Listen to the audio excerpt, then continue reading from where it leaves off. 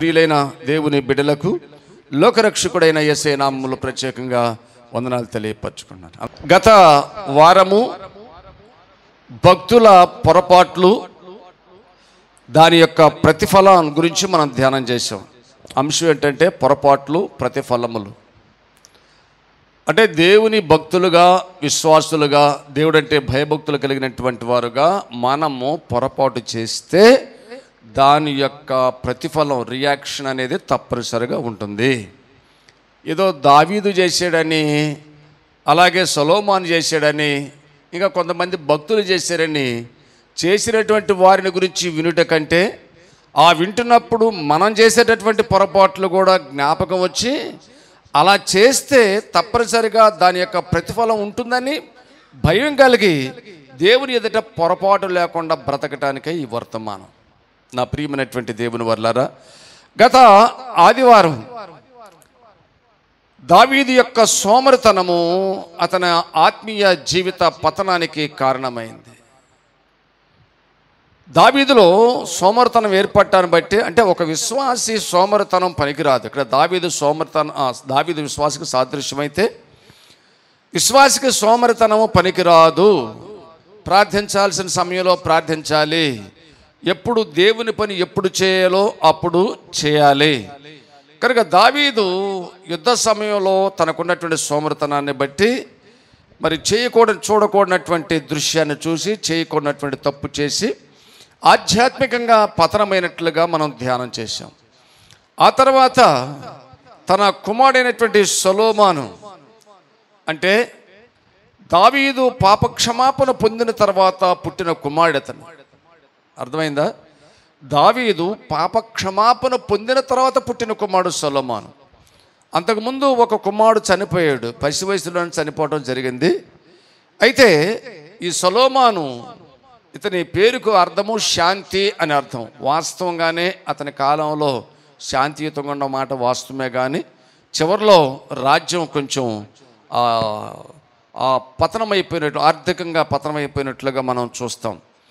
ప్రియమైనటువంటి వారులారా, సొలొమోను యొక్క నేత్రాశ, ఒక జ్ఞానవంతుడే కానీ అతనికి ఉన్నటువంటి నేత్రాశను బట్టి అతడు ఆధ్యాత్మికంగా దిగజారిపోయాడు.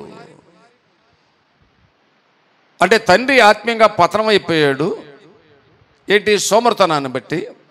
అలాగే కుమారుడు వచ్చేటప్పటికి తనకున్నటువంటి నేత్రాశను బట్టి అతడు దిగజారిపోయాడు. ప్రియమైనటువంటి వారులారా, రెండు విషయాలు మనం ధ్యానం చేశాం. సొలొమోనుకి 700 మంది భార్యలు, వారిలో దేవుని గుర్తెరిగినటువంటి వారు లేరు. అన్య రాజులైనటువంటి రాజకుమార్తెలను వివాహం చేసుకున్నాడు. 300 మంది ఉపపత్నులు ఉన్నారు. ప్రియమైనటువంటి వారులారా, అతని వృద్ధాప్యమందు అతని భార్యలు అతని యొక్క హృదయాన్ని త్రిప్పివేశారంట. ఎటు త్రిప్పివేశారు? అన్య దేవతల తట్టు తిప్పారు. వారికి మందిరాలు అలాంటివి అన్నీ కట్టడం జరిగింది. అంటే ఒక జ్ఞానవంతుడు చేయాల్సినటువంటి పని చేయలేదు. సొలొమోను ఆత్మీయస్థితి ప్రారంభం బాగానే ఉంది, కానీ ముగింపు సరిగా లేదు. విశ్వాసి ప్రారంభం బాగుండాలి, ముగింపు కూడా బాగుండాలి. విశ్వాస యాత్ర ప్రారంభం ఎంత ఉత్సాహంగా ఉంటుందో, ఎంత వేగంగా ఉంటామో, ఎంత ఆనందం పొందుతామో, ఎలాగా మనం రక్షింపబడ్డామో ఆ రక్షణ కాపాడుకోవాలని ఎలా తాపత్రయపడతామో అది మన మరణ పర్యంతం ఉండకుండాలని ప్రభునామములో తెలియజేస్తున్నాను. ప్రియ దేవుని బిడ్డలారా, ఈరోజు మరొక భక్తుని గురించి మనం ధ్యానం చేద్దాం. ఆ భక్తుని పేరు, ఆ రాజు పేరు హిజ్కియా, యోధారాజు అయినటువంటి హిజ్కియా. హిజ్కియా అనగా అర్థం ఏమిటయ్యా అంటే యెహోవా నా బలము అని అర్థం. ఏంటి అర్థం? యెహోవా నా బలము అని అర్థం. నిజమే, ఆయనకి పేరుకు తగినట్లుగా యెహోవాయే బలంగా ఉండి యుద్ధములో విజయాన్ని సమకూర్చాడు. దేవునికి స్తోత్రం. ప్రియమైనటువంటి వారలారా, క్రీస్తు పూర్వము 741వ సంవత్సరంలో ఇతడు యోధారాజు అవటం జరిగింది. యోధారాజు అయిన తర్వాత ఇతడు చాలా మత సంస్కరణలు తీసుకురావటం జరిగింది. అంటే దేవాలయాన్ని బాగు చేయటం కానీ, అలాగే దేవాలయంలో ఆరాధన జరిగించే విషయంలో కానీ చాలా అద్భుతంగా దేవాలయంలో ఆరాధనలను పునరుద్ధరించాడు.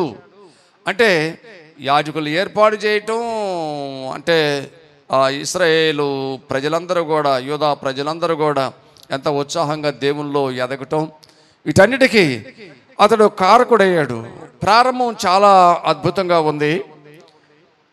ఇతని మీదకి సన్హెరీబు అనేటువంటి ఒక రాజు యుద్ధానికి రావటం జరుగుతుంది. ఆ యుద్ధ సమయంలో ఇతరులో ఉన్నట్టు ఒక గొప్ప విశ్వాసం, ప్రార్థనా జీవితం మనకి కనబడుతుంది. ప్రియమైనటువంటి వారులారా, దేవుని పాద సన్నిధికి వచ్చి ప్రార్థిస్తే తప్పకుండా యుద్ధములో విజయం పొందుతాం అనేటువంటి ఒక విశ్వాసం కావాలి. మనము శత్రువుని జయించలేనప్పుడు ఆ జయించగలిగేటువంటి వాని పాదములను ఆశ్రయించుట చాలా మంచిది. మనకు ఒక శత్రువు సాతాను, వాడిని డైరెక్ట్గా మనం ఎదిరించలేము. కనుక మనము ఎవరి సహాయం కావాలి? దేవుని సహాయం కావాలి. అందుకని ప్రతిరోజు దేవుని సహాయం కొరకు మనం ఎదురు చూడవలసినటువంటి అవసరత ఉంది. ఈ హిజ్కియాను గురించి రాజుల గ్రంథంలో వ్రాయబడింది. చదవద్దండి, రాజుల గ్రంథం తీయొద్దు. రాజుల గ్రంథంలో వ్రాయబడింది, చెప్తాను. రాజుల గ్రంథము, యెషయా గ్రంథము 37వ అధ్యాయంలో, 38వ అధ్యాయంలో, 39వ అధ్యాయంలో ఈ యొక్క హిజ్కియాను గురించి వ్రాయబడింది. తర్వాత రాజుల గ్రంథంలో కూడా చెప్తాను, 2వ రాజుల గ్రంథంలో రాయబడింది. ప్రియమైనటువంటి వారలారా, సన్హెరీబు అనేటువంటి ఈ రాజు దేవుణ్ణి దూషిస్తూ, హిజ్కియా ఏ దేవుని మీద ఆధారపడ్డాడో, ఏ దేవునికి ప్రతినిధిగా మందిరంలో చాలా అద్భుతంగా ఆరాధన జరిగిస్తున్నాడు, హిజ్కియా కాలంలో దేవుని పిల్లలందరూ సుఖ సంతోషాలతో ఆయురారోగ్యాలతో దేవుని మహిమపరుస్తూ ఆరాధన చేస్తున్నాడు. ఆ హిజ్కియా హృదయము తత్తరిల్లేలాగా, అతడు నివ్వెరపోయేలాగా ఒక వర్తమానాన్ని సన్హెరీబు రబ్షాకే అనేటువంటి వాని ద్వారా ఒక ఉత్తరం పంపి తెలియజేశాడు. ప్రియమైనటువంటి వారులారా, వాస్తవంగా మనం జయించలేని శత్రువు మన మీదకి వస్తున్నాడంటే మనకు కలవరమే, మనకు భయమే. వెంటనే మనం ఏం చేస్తామంటే ఆ శత్రువు నుండి కాపాడబడడానికి ప్రయత్నాలు చేస్తాం కదండి, అవునా కదా? ఓడిపోవడానికి ప్రయత్నం చేయం. మరొక ఆ రాజును ఆశ్రయించడము, మరొక వ్యక్తిని ఆశ్రయించడము, వచ్చేటటువంటి ఆ శత్రువు ఎంత బలవంతుడైనా అతన్ని ధీటుగా ఎదుర్కొనడానికి కావాల్సినటువంటి సంసిద్ధతను మనం కూడా కలిగి ఉంటాం. అయితే హిజ్కియా చాలా ఒక గొప్ప ఆలోచన చేశాడండి. ఎప్పుడైతే ఈ సన్హెరీబు అనేటువంటి వాడు దేవుని నామమును దూషిస్తూ పిచ్చి పిచ్చి కోతలు కూస్తూ ఒక ఉత్తరం రాసి ఈ రబ్షాకే అనేటువంటి వాడి దగ్గరికి పంపాడో, వారి ద్వారా పంపాడో, ఆ ఉత్తరం పొందిన తర్వాత హిజ్కియా చేసినటువంటి పని ఏమిటయ్యా అంటే మందిరంలోనికి పోయాడు. 37వ అధ్యాయం 1వ వచనం చూసినట్లయితే, హిజ్కియా విని తన బట్టలు చింపుకొని గోనె పట్ట కట్టుకొని యెహోవా మందిరమునకు పోయి, చాలు అంటే ఒక వార్త విన్న తర్వాత, ఇలా వస్తున్నాడు ఇది విషయం అని తెలిసిన తర్వాత దేవుని ఆశ్రయించాలి అనేటువంటి సెన్సు, ఇంకిత జ్ఞానము కలిగినటువంటి వాడుగా హిజ్కియా ఉన్నాడు. ప్రియులారా, మనం కూడా కొన్ని విషయాల్లో మన హృదయం కలవరపడేటువంటి పరిస్థితులు ఉత్పన్నమైనప్పుడు దేవుని మందిరం మనం తొక్కాలి, దేవుని మందిరంలోకి మనం రావాలి, దేవుని గడప మనం తొక్కాలి, దేవుని ఆశ్రయించాలి అని హిజ్కియా చేసినటువంటి సత్క్రియను బట్టి మనం తెలుసుకోవాల్సినటువంటి అవసరత ఉంది. ఆ తర్వాత ప్రియమైనటువంటి వారులారా, ఆ ఉత్తరం వచ్చిన తర్వాత ఆ చెడు వ్రాత చూసి, ఆ చెడ్డ వ్రాత అంటే తనను దూషించినా పర్వాలేదు కానీ ఏ దేవుణ్ణి ఆరాధిస్తున్నాడో, ఏ జీవం గల దేవుని ఆరాధించి ఆ దేవుని నామము ఇదిగో ఇజ్రాయేల్ దేశమంతటా కూడా వ్యాప్తి చెందేలాగా ఇతడు చేస్తున్నాడు, ఆ దేవుని నామమును దూషిస్తూ ఉత్తరం వచ్చేటప్పటికి తట్టుకోలేకపోయాడు, చదవలేకపోయాడు. ఉత్తరం చదువుతుంటే ఏదో ఒక రకమైనటువంటి ఆందోళన. ఈ ఉత్తరం నేను చదివే ప్రయోజనం లేదు, నేను చదివి శత్రువుని ఏమి చేయగలను? శత్రువు చాలా బలంతో నా మీదకి వస్తూ ఉన్నాడు. నేను చదవటం కాదు, నా దేవుడైన యెహోవా మందిరమునికి వెళ్ళి యెహోవా చదవాలి, అక్కడ విప్పుతాయి ఉత్తరమని దేవుని మందిరానికి రావటం జరిగింది. 14వ వచనం చూసినట్లయితే, 37:14. యెషయా 37:14. హిజ్కియా దూతల చేతిలో నుండి ఆ ఉత్తరము తీసుకొని చదివి యెహోవా మందిరంలోనికి పోయి యెహోవా సన్నిధిని దాని విప్పి పరచి యెహోవా సన్నిధిని ఇట్లు ప్రార్థన చేసెను. యెహోవా కెరూబుల మధ్యను నివసించుచున్న ఇశ్రాయేలీయుల దేవా, భూమి ఆకాశములను కలుగజేసిన అద్వితీయ దేవా, నీవు లోకమందున్న సకల రాజ్యములకు దేవుడవై ఉన్నావు. సైన్యములకు అధిపతియగు యెహోవా, చెవియొగ్గి ఆలకించుము. యెహోవా కన్నులు తెరిచి దృష్టించుము. జీవముగల దేవుడవైన నిన్ను దూషించుటకై సన్హెరీబు పంపిన వాని మాటలను చెవిని పెట్టుము. చాలు. ఇంకా కింద చాలా మ్యాటర్ ఉందో తర్వాత చదువుకోండి. ఎవరిని చదవమన్నాడు? ఎవరిని చూడమన్నాడు? నేను చదివే ప్రయోజనం లేదు. శత్రువు ఎంత భయంకరంగా మీ పరిశుద్ధ నామమును దూషిస్తున్నాడో, నువ్వు జీవముగల దేవుడువని, సైన్యములకు అధిపతివని, యుద్ధశూరుడవని, బలశూరుడవని తెలియక అతడు నిన్ను వ్యతిరేకిస్తున్నాడయ్యా. ఈ ఉత్తరం నువ్వు చదువయ్యా అని అతడు ప్రార్థన చేయటం అనేది జరిగింది. ప్రియమైనటువంటి దేవుని బిడ్డలారా, యెషయా ప్రవక్త ఒక అభయాన్ని ఇస్తాడు. ఏమిస్తాడంటే ఈ మాట 6వ వచనంలో చూడాలి. ఆ విషయం వినేటువంటి యెషయా ప్రవక్త, హిజ్కియా సేవకులు యెషయా ప్రవక్త దగ్గరికి వచ్చారు. 5వ వచనంలో చదువు నాన్న. రాజైన హిజ్కియా సేవకులు యెషయా యొద్దకు రాగా యెషయా వారితో ఇట్లనెను, మీ యజమానునికి అంటే రాజునకు ఈ మాట తెలియచేయండి. యెహోవా సెలవిచ్చినదేమనగా, అష్షూరు రాజు సేవకులు నన్ను దూషింపగా నీవు వినిన మాటలకు భయపడవద్దు. అతనిలో ఒక ఆత్మను నేను పుట్టింతును. వదంతి విని తన దేశమునకు వెళ్ళిపోవును. అతని దేశమందు ఖడ్గము చేత అతన్ని కూలచేతును అని ప్రభు మాట్లాడారు. చప్పట్లు కొట్టండి. కలవరపడవలసిన అవసరం లేదు, భయపడవలసినటువంటి అవసరం లేదు.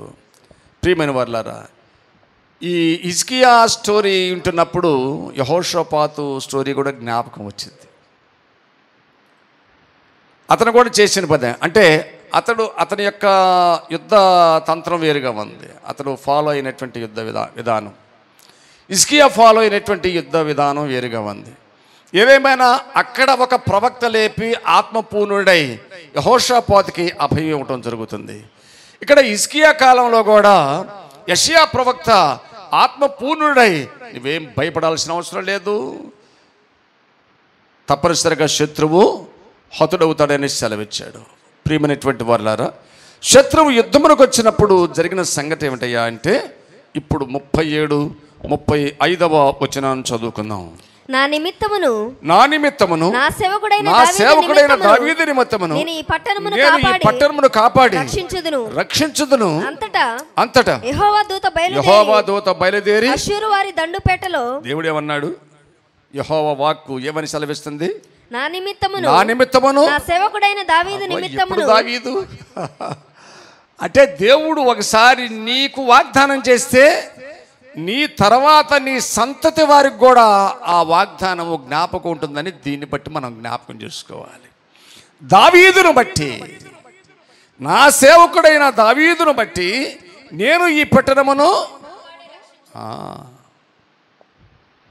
ప్రియమైనటువంటి వారలారా, 6వ వచనంలో 36వ వచనంలో జరిగింది ఏమిటయ్యా అంటే, అంతటా యెహోవా దూత ఆయన సన్నిధిలో నుంచి బయలుదేరిందట. అష్షూరు వారి దండుపేటలో 1,85,000 మందిని మొత్తెను. 1,85,000 మందిని మొత్తెను. ఉదయమున జనులు లేవగా వారందరూ మృత కళేబరములుగా ఉండిరి. చప్పట్లు కొట్టండి. ఎంత అద్భుతం ఇది! హిజ్కియా చేయి వేయకుండానే 1,85,000 మంది చనిపోయారు. అంటాం కదా, ఒక దూత ఎంతమందిని చంపగలదు? ఒక దూత వస్తే 1,85,000 మందిని చంపగలదు.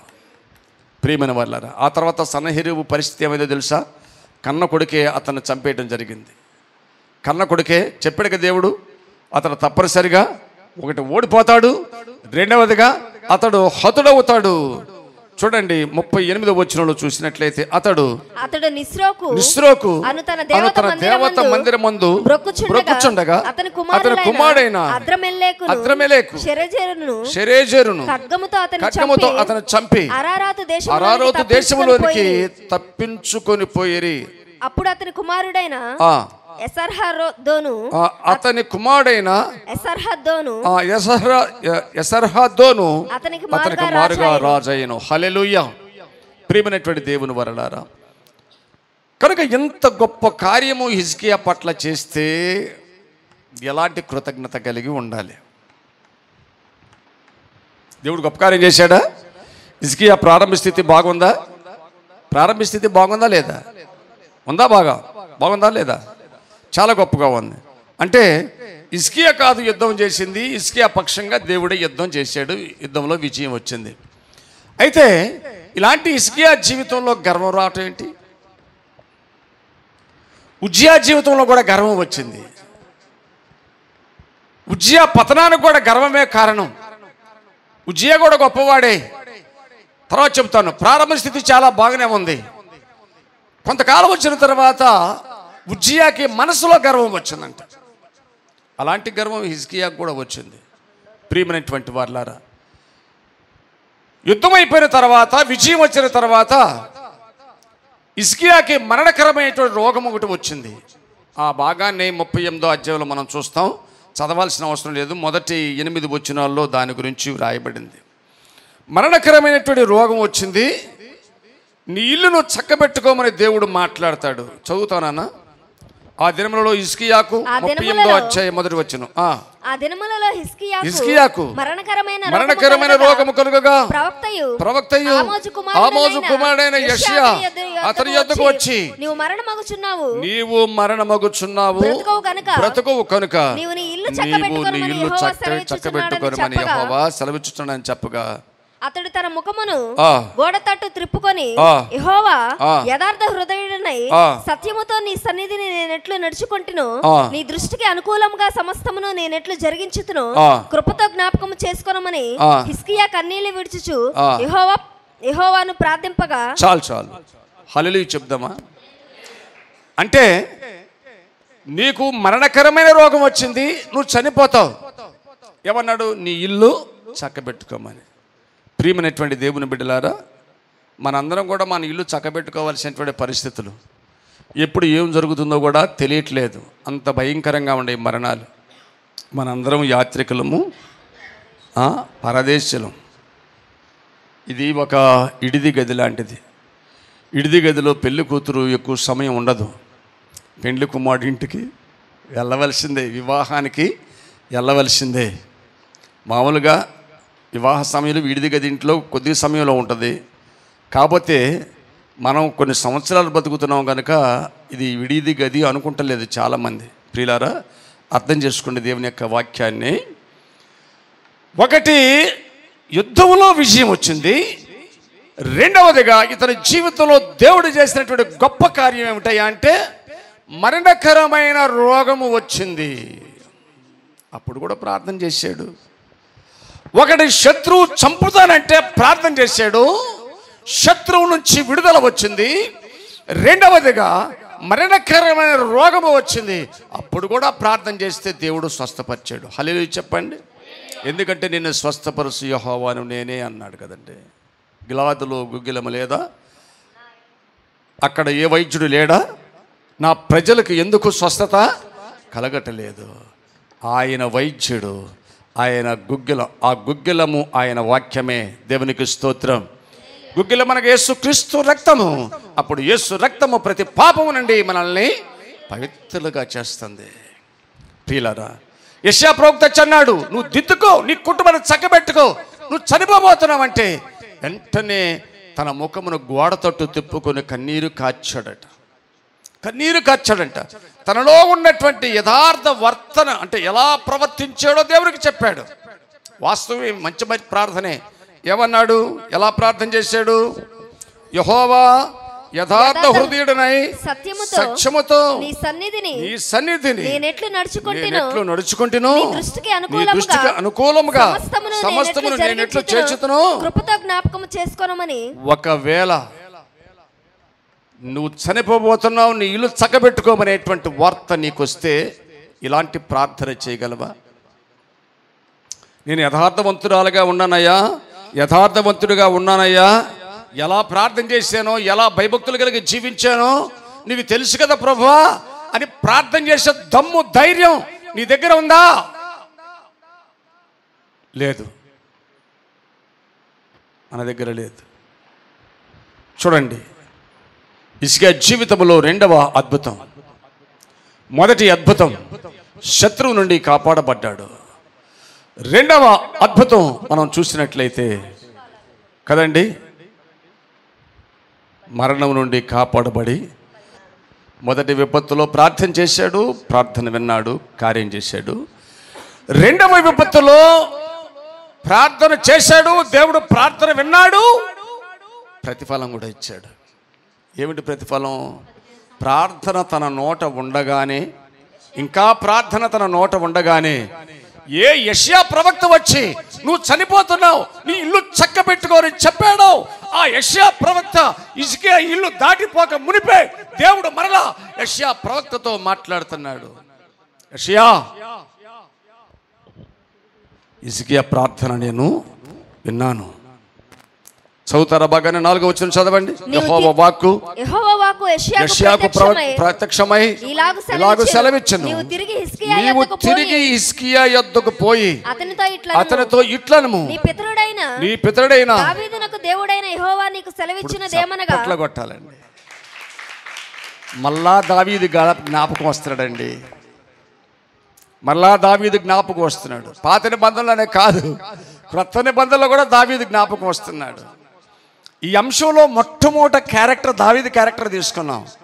ఎందుకు ఇన్నిసార్లు ఆయన జ్ఞాపకం రావాలి? ఎందుకు రావాలి? ఒక చిన్న సోమరితనం వలన పతనమయ్యాడు, ఆధ్యాత్మికంగా పతనమయ్యాడు, తిరిగి దేవుల్లో బలవంతుడు కాగలిగాడు. కన్నీటి ప్రార్థన ద్వారా తన పాప క్షమాపణ పొందుకున్నాడండి. దావీదుకు వాగ్దానం చేశాడు దేవుడు, నీ జనరేషన్లో ఒక్కరు భక్తుడుంటే, ఒక భక్తునికి ఒక వాగ్దానం ఉంటే, నీ ప్రార్థన దేవుడు నీకు చేసిన వాగ్దానము నీ బిడ్డ తరము ఉంటుంది. అలాగా ఉండునుగాక. అలాంటి ప్రార్థనా పరులు మనం అగుదుముగాక. కనుక ఏమంటున్నాడు? అతని ప్రార్థన నేను విన్నాను, అతను కన్నీళ్ళు విడుచుటే నేను చూశానయ్యా. కన్నీరు చూచు దేవుడు, కన్నీరు విడుచుట చూచు దేవుడు. ఎప్పుడు కూడా కన్నీరు వ్యర్థం కాదంట. ఏమన్నాడు దేవుడు? నీ కన్నీరు ఎక్కడుందంట? ఆయన కవిలలో, ఆయన దగ్గర ఉన్నటువంటి ఆ బుడ్డిలో భద్రంగా దాచి ఉంచాడంట. దేవునికి స్తోత్రం. ప్రియమైనటువంటి దేవుని వర్లారా, నీవు కన్నీళ్ళు విడుచుట చూచితిని, నీ ప్రార్థన నేను అంగీకరించినాను. ఇక 15 సంవత్సరములు ఆయుష్ను నీకు ఇచ్చేదను. చాలండి. మరణం తప్పించుట ఎవరు వశము? ఇందాక మరణదినము ఎవరి వశము అన్నా కదా.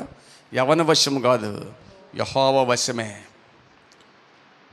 పుట్టించువాడు ఆయనే, మృతునిందించువాడు బ్రతికించువాడు, గాయపరచువాడు స్వస్థపరచువాడు. వచ్చేది ద్వితీయోపదేశకాండ 32లో ఉండట్టుంది, చదవాల్సిన అవసరం లేదు. కనుక నా ప్రియమైనటువంటి దేవుని పిల్లలారా, చాలా 2 అద్భుతాలు ఇతని జీవితంలో మనం చూస్తాం. దేవుని కొరకు మంచి చేశాడు. రెండోది, దేవుని ద్వారా ఒక 2 భయంకరమైనటువంటి విపత్తుల నుంచి కాపాడబడ్డాడు. చాలా మరణాల నుంచి కాపాడబడ్డాం కదా. బైకుల మీద వెళ్తున్నాం, బస్సుల మీద వెళ్తున్నాం, ఎన్నో మరణాలు తప్పించాడు ప్రభు. ఎలాంటి కృతజ్ఞత కలిగి ఉండవు నువ్వు? థ్యాంక్స్ చెబుతున్నావా? దోషాలన్నీ క్షమించాడంట, పాపాలన్నీ మన్నించాడంట. 103వ సంకీర్తనలో రాయబడింది. ఆయన చేసిన ఉపకారాలు ఏది మర్చిపోకూడదు. కానీ హిజ్కియా మర్చిపోయాడు. హిజ్కియా జీవితంలో దేవుడు చేసినటువంటి మేళ్లను దేవుడు ఒక కార్యం చేస్తే సాక్ష్యం చెప్పాలి. మనం ఏం చేస్తామంటే దేవుడు కార్యం చేయగానే మనం సాక్ష్యం చెబుతాం. జనుల మధ్య నీకు కృతజ్ఞతాస్తుతులు చెల్లిస్తా అన్నాడుగా కీర్తనకారుడు. 57వ సంకీర్తనలో ఈ మాట ఉంది. నా ప్రియమైనటువంటి వారులారా, దేవుడు కార్యం చేసినప్పుడు కృతజ్ఞత ఉన్నదా నీకు? చావు బ్రతుకుల మధ్య ఎన్నోసార్లు మనం తప్పింపబడి ఈ రోజున సజీవుల సంఖ్యలో ఆయన సన్నిధికి వస్తే ఉదయాన్నే ప్రార్థన చేసావా? ఎంతమంది ప్రార్థన చేశారు ఉదయం చెప్పండి. ఉదయం లేచి ప్రార్థన చేసిన వాళ్ళు చేతులు ఎత్తండి. చేతులు దంచండి. ప్రార్థన చేయని వాళ్ళు చేతులు ఎత్తండి. మాకు గుర్తు రావాలి కదా, ఎవరు ప్రార్థన చేయలేదు. ఎలాంటి సంఘం అండి ఈ సంఘం? అందరూ ఉదయం లేచి ప్రార్థన చేసుకున్నారు. ప్రియమైనటువంటి దేవుని పిల్లలారా, ఈ మరణకరమైనటువంటి రోగము నుండి కాపాడబడిన తర్వాత ఒక అద్భుతమైనటువంటి కీర్తన పాడి ప్రభువును మహింపరిచాడు. చాలా అద్భుతంగా ప్రభువును మహింపరిచాడండి. ఒక విపత్తు దాటిన తర్వాత, ఒక శోధన దాటిన తర్వాత మన హృదయము ఆనందంతో నింపబడి ప్రభువును మహింపరుస్తాం. దేవుడు నీ జీవితంలో చేసిన కార్యాన్ని బట్టి ఎవరైనా వింటే, అమ్మా పలానా విషయంలో బలహీనత వచ్చిందంట కదా, నువ్వు కాపాడబడ్డావంట కదా, దేవుడు స్వస్థత ఇచ్చాడంట కదా, నువ్వు సంఘంలో సాక్ష్యం చెప్పావంట కదా అని నిన్ను చూడటానికి నీ ఇరుగు పొరుగు వారు వస్తారు, పలకరిస్తారు. అమ్మా చాలా సంతోషం, ఎంత గొప్ప కార్యం చేశాడమ్మ దేవుడు, చాలా అద్భుతం చేశాడమ్మ దేవుడు నీ జీవితంలో అని అడగటానికి వస్తారు. వారు వచ్చినప్పుడు నువ్వేం చెప్పాలి? వచ్చిన వాళ్ళకి నా ఇల్లు చూడు, నా వాకిలు చూడు, అసలు నా గడప చూడు, నా డోర్ చూడు, వంటగదిలోకి రా, ఎన్ని స్టీల్ సామాన్లు ఉన్నాయో, నా ఇత్తడి బిందెలు చూడు, నా స్టీలు సామాను చూడు, ఏం చేసుకుంటా ఇవన్నీ, నా బంగారం చూడు, ఎన్ని చైన్లు ఉన్నాయో, ఎన్ని రకాల బుట్టలు ఉన్నాయో, తట్టలు ఉన్నాయో. సరిపోయిద్దా? ఇదే నా కృతజ్ఞత భావం? ఇదే నా కృతజ్ఞత భావము? ప్రియమైనటువంటి వారులారా, దేవుడు నిన్ను ఏ రీతిగా స్వస్థపరిచాడో చెప్పాలి. చప్పట్లు కొట్టండి. అది నేర్చుకోవాలి. ఒక మరణకరమైనటువంటి రోగము నుండో, బలహీనత నుండో, అపాయం నుండో మనము కాపాడబడిన తర్వాత దేవునికి థ్యాంక్స్ చెప్పాలి. రెండవదిగా ఎవరికైనా చెప్పవలసి వస్తే ఏ స్థితిలో ఉన్నామో, ఏ స్థితి నుండి కాపాడబడ్డామో వారికి సాక్షి రూపంలో చెప్పాలి. కానీ ఈ రాజు పప్పులో కాలేశాడండి. ప్రారంభం చాలా హైలైట్గా ఉంది కదండి. మత సంస్కరణకర్తగా ఉన్నాడు. యుద్ధ విషయంలో సన్హెరీబు ఓడిపోవునంతగా ప్రార్థన చేశాడు. తన చెయ్యి లేకుండానే, తన యుద్ధ భూమికి పోకుండానే అద్భుతం చేశాడే. రోగం వస్తే 15 సంవత్సరాల ఆయుష్కాలం ఇచ్చాడే. ఆయుష్కాలం ఇచ్చిన తర్వాత థ్యాంక్స్ చెప్తూ ప్రభువును మహిమపరిచాడే. అయితే 39వ అధ్యాయంలోకి వచ్చేటప్పటికి బబులోను రాజు హిజ్కియా రోగి అయి బాగుపడినటువంటి సంగతి తెలిసి అతని దగ్గరికి సేవకులను పంపాడంట. వినండి, నాకు ముందుగానే మీకు చెప్పా, సూచన ప్రాయంగా చెప్పా, మన ఇరుగు పొరుగు వారు వచ్చి అడుగుతారని. ఏంటంట, బబులోను రాజు ఏం చేశాడు చెప్పండి? హిజ్కియాకి ఏం తెలిసిందంట? రాజులకు కమ్యూనికేషన్ ఉంటుంది కదా, ఉండదా? చెప్పాను. శేబదేశపు రాణి ఏ విధంగా విన్నది అనే దాని గురించి చెబుతూ రాజులకు రాణులకు కమ్యూనికేషన్ ఉంటుంది. ఇప్పుడు ప్రపంచంలో ఉన్నటువంటి ప్రధానులు, అధ్యక్షులు, పాలకులందరూ కూడా కనెక్షన్ ఉంటుంది. ప్రియమైన వర్లారా, కనుక దేవుడు చేసిన కార్యాన్ని బట్టి విని బబులోను రాజు కొంతమంది పనివారాన్ని పంపాడంట. ఇప్పుడు ఏం చెప్పాలి హిజ్కియా? చెప్పండి. వాళ్ళు వస్తా ఏం చేశారంట? హిజ్కియా స్వస్థత తెలుసుకొని బబులోను రాజు పత్రికలు, కానుకలు పంపించాడంట. ఏంటంట? ఒకటి పత్రికలు, కానుకలు పంపాడు. రెండవదిగా హిజ్కియా దేవుడు చేసిన కార్యములు మరచి వచ్చిన దూతలకు తన ఎంటనేమి రాజ్యమందేమి కలిగిన సమస్తమును దేనిని దాచక, వినండి, వెండి, బంగారం, గంధవర్గములు, పరిమళ తైలములను, ఆయుధశాలలను, తన పదార్థములలోనున్న సమస్తమును దేన్ని దాచిపెట్టకుండా వారికి చూపించాడంట. మరణకరమైన రోగం నుంచి దేవుడు నన్ను కాపాడాడు, 15 సంవత్సరాల ఆయుష్కాలం ఇచ్చాడయ్యా అని చెప్పాలి, అది సాక్ష్యం. కానీ మనోడేం చెప్పాడు? వారు వస్తే వారి లోపలికి తీసుకెళ్ళి దేవుడు చేసిన కార్యాలను దాచి తన ఇంటనేమి రాజ్యమందేమి కలిగిన సమస్తమును దేనిని దాచగా వెండి, బంగారము, గంధవర్గములు, పరిమళ తైలములు, ఆయుధశాలను, తన పదార్థములలో ఉన్న సమస్తమును వారికి చూపించేశాడంట.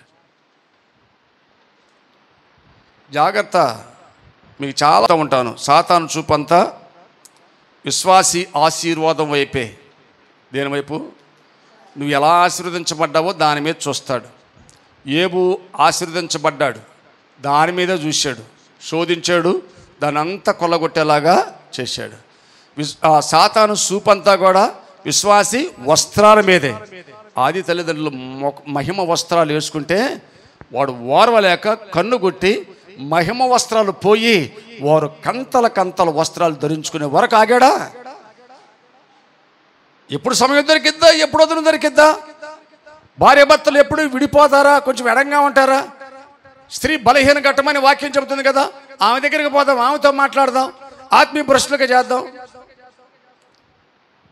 సాతాను ఎరతెరిపి లేకుండా పనిచేస్తున్నాడు.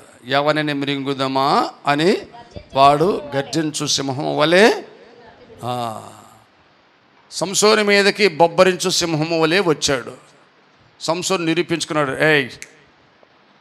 నాకు బలం ఉందని నిరూపించుకున్నాడు. నేను చంపేశాను అని నిరూపించుకున్నాడు. అవునా? మొన్న చెప్పారు కదా, సంసోను అప్పుడు వరకు ఇంత బలవంతుని అనుకోలేదంట. ఎప్పుడైతే సింహాన్ని మేకపిల్లలాగా దవళ్ళ పట్టుకొని చీల్చి పారేశాడో, అమ్మో సింహాన్ని ఇలా పట్టుకొని చీల్చేసేంత బలం ఇచ్చాడు దేవుడు నాకు, ఇంత బలవంతున్నా అనుకున్నాడు. ఇక అక్కడి నుంచి చూడండి, ఫిలిష్తీయుల గుండెల్లో నిద్రపోవటం ప్రారంభించాడు. సింహాన్ని చెప్పే వీళ్ళంతా ఫిలిష్తీయుల్లో బలార్జులు అతని మీదకి వస్తుంటే లెక్కలేదు, జమ లేదు. ప్రియమైనటువంటి దేవుని పిల్లలారా, యెహోవా నా బలమా అని అర్థం కలిగినటువంటి, పేరు కలిగినటువంటి హిజ్కియా ఏమైపోయింది? ఆ బలము సంసోను కోల్పోయినట్టు కోల్పోయాడా? అప్పటి వరకు హిజ్కియాది కాదు బలం, శత్రువును జయించడానికి హిజ్కియాది కాదు బలం. యెహోవా నా బలమా అనే పేరుకు తగినట్లుగా యెహోవాయే బలంగా ఉండి యుద్ధంలో, యెహోవా బలమై ఉన్న దేవుడు రోగము నుండి కాపాడాడు. అతను చెప్పాల్సింది ఏమిటంటే, ఒకటి శత్రు విషయంలో ఎలా జయం వచ్చిందో చెప్పాలి. నేను యుద్ధం చేయకుండానే దేవుడు ఒక దూతను పంపాడు. ఆ దూత వచ్చి 1,85,000 మందిని రాత్రికి రాత్రి హతం చేసేసింది. అంతేకాదు, ఎవడైతే నా మీదకి యుద్ధానికి వచ్చాడో వాడు కన్న కొడుకులు వాడిని చంపారు. ఇది సాక్ష్యం. రెండవదిగా, సర్వసాధారణంగా అందరికీ రోగాలు వస్తాయి. నాకు కూడా మరణకరమైన రోగం వచ్చింది. ఏ ప్రవక్త అయితే ఆ రోజున యుద్ధ భూమికి నన్ను వెళ్ళమన్నాడో ఆ ప్రవక్త వచ్చి రోగం వస్తుంది జాగ్రత్త అన్నాడు. మరలా ప్రార్థించాను, అదే ప్రవక్త వచ్చి ఆయుష్కాలం పొడిగిస్తున్నాడు దేవుడు అని చెప్పాడు. ఇప్పుడు నా ఆయుష్కాలం పొడిగింపబడింది. ఇది సాక్ష్యం. కానీ అలా చేయలేదు, ఏది దాచకుండా అన్నీ. కనుక హిజ్కియా జీవితం పతనం ప్రారంభమైంది.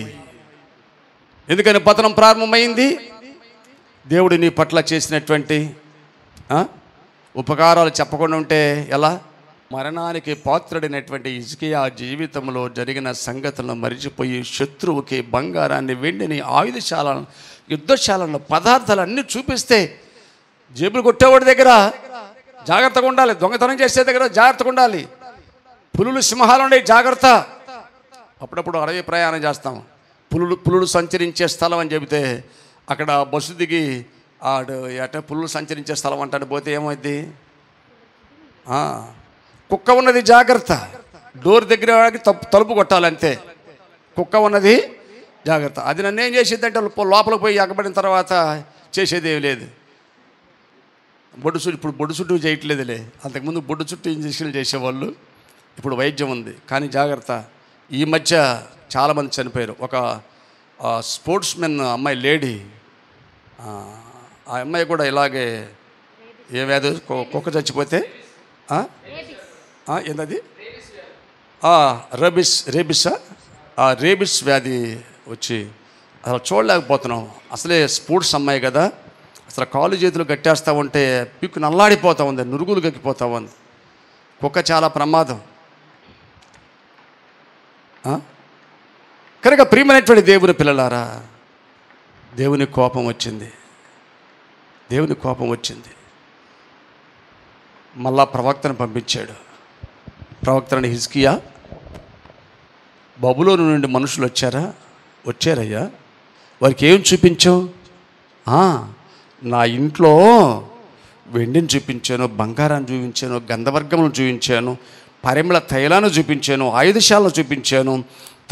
నా పదార్థములలో ఏది దాచకుండా వారికి చూపించానన్నాడు. ప్రవక్తకు కోపం వచ్చింది. దేవుని దగ్గర నుంచి ఇన్ఫర్మేషన్ వచ్చేసింది. ఏం చెబుతున్నాడు? 7వ వచనం 6వ వచనం, రాబో దినములలో ఏమంటున్నాడు దేవుడు?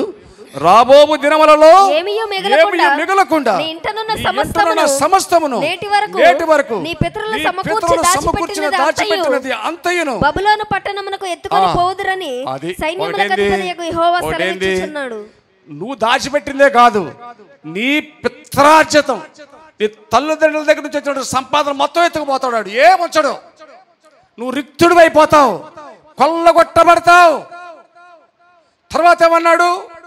మరియు నీ గర్భఫలమును పుట్టిన నీ పుత్ర సంతును బబులోను రాజు నగరనందు నపుంసకులుగా చేయుటకై వారు తీసుకుని పోవుదురు.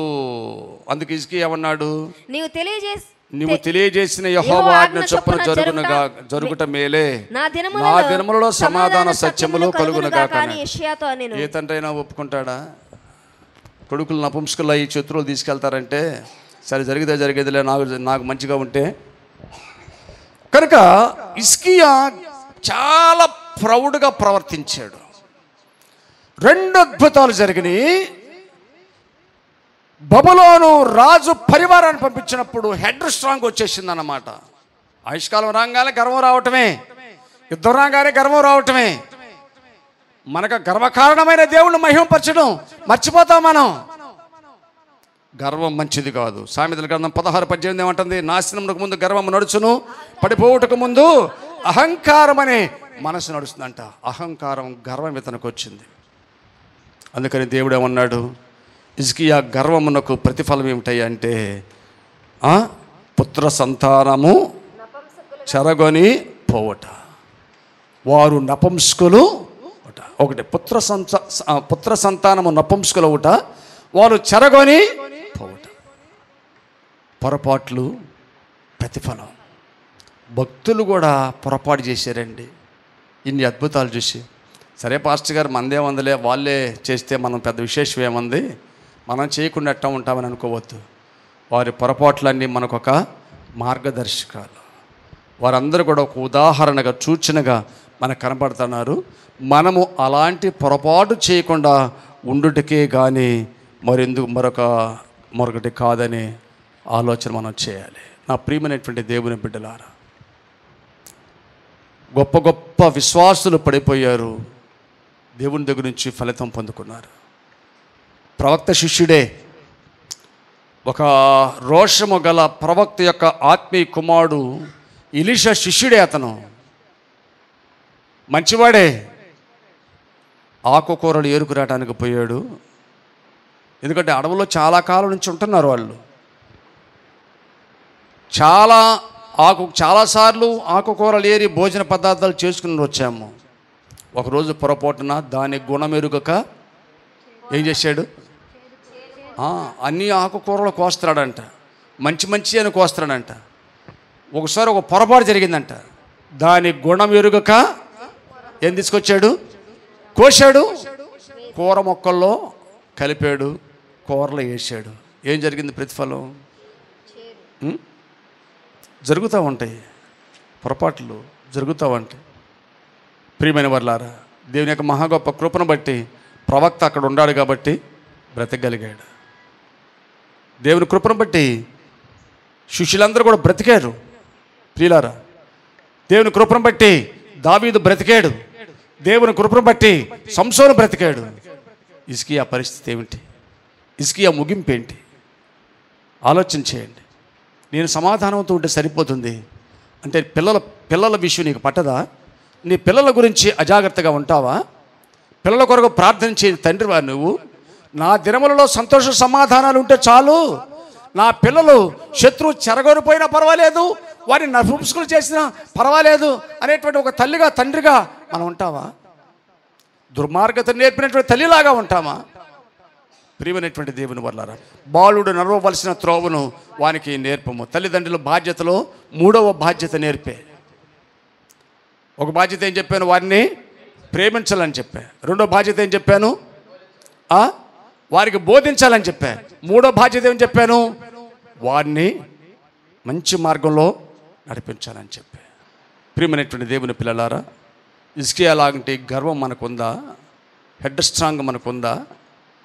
ఒకప్పుడు ప్రవక్త వచ్చి హెచ్చరిస్తే అయ్యో అని గోడ తట్టు తిప్పి కన్నీరు కార్చారే, ఈ రోజున ఎందుకు కార్చలేకపోయాడు? నీ ఆస్తి అంతా కొల్లగట్టబడుతుందంటే ఎందుకు కన్నీరు కార్చలేదు? నీ పిల్లలు నపుంసకులు అవుతున్నారంటే ఎందుకు కన్నీరు కార్చలేదు? చెరగను పోతున్నారంటే ఎందుకు కన్నీరు కార్చలేదు? ఒక్కొక్కసారి తెలియనటువంటి గర్వం మనలో తొణికిసలాడుతూ ఉంటుంది.